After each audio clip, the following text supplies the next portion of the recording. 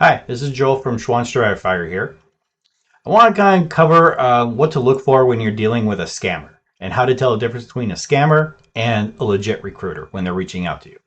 I like to make sure my clients are safe when they're job searching, so pay attention.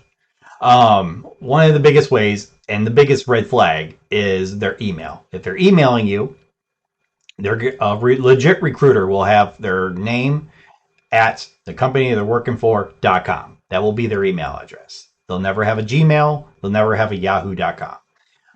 It's always going to be their name at the company they're working for.com. So keep that in mind. Other ways, and this is some examples here of Sophia and Monica when they're reaching out to you.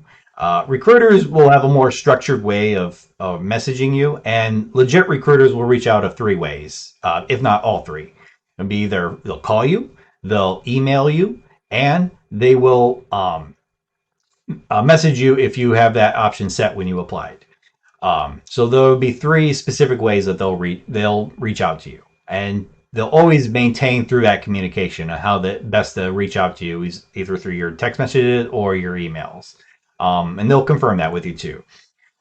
How to find a scammer posing as a recruiter is that they'll provide you a daily salary ranges that are usually pretty extravagant.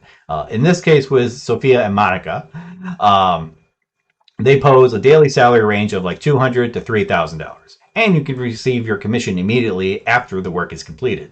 So, sounds really too good to be true, right? Because it is.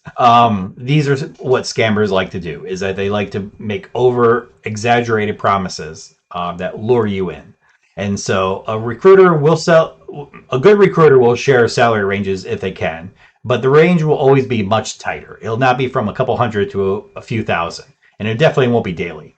If they share you a salary range, it'll typically be for the year or annual salary range. Sometimes they'll do monthly too, depending if it's a contract role. But most of the time, it's always going to be like a yearly range, and it'll be a much tighter scope, if they're allowed to share it at all. Also, scammers like to navigate you away from the communication they initially reach you out from. A lot of the times they'll want you to navigate to like WhatsApp. Don't do that. If they're asking you to move away to like WhatsApp and chat with them there's no reason for a recruiter to do that. They're a scammer. And it's really their way of trying to get you engaged and for them to follow up with asking for money. And a recruiter will never ask for money. Candidates do not pay the recruiter. Recruiters are paid through their company clients that they work for. So, for example, like Google and Microsoft that hire contractors all the time, if they're trying to fill a contractor role, they'll be the client company. They'll be the ones to pay the recruiter, not the candidate. The candidate never does that. Now, sometimes recruiters will ask for some detailed information, like the last four of your social. These are for contract roles. And you can always be obligated. You're not obligated to give that information up front. You can wait until an offer, and you can let them know the offer.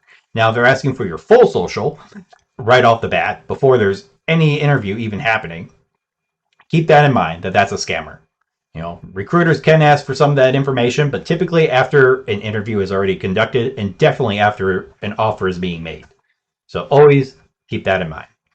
But that's how you stay safe on here. So if you have any questions or want to learn more, definitely reach out to me. Thanks.